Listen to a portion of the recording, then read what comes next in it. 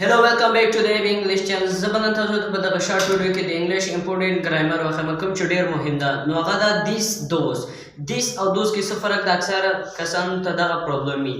this چې دا موږ د نږدې سيزونو لپاره استعمالو، یعنی هغه شی کوم چې نږدې وي او واحد وي، یعنی یو شی لپاره موږ this استعمالو چې نږدې وي سپیکر ته.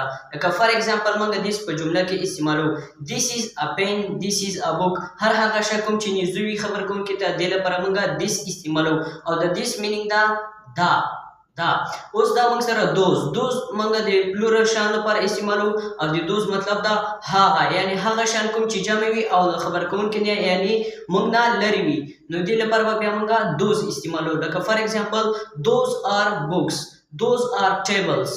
هغه کتابونه دي، هغه میزونه دي، نو هر هغه شی کوم چې لري وي دغه لپاره موږ دوز استعمالو. I hope that you understand the difference between this and those.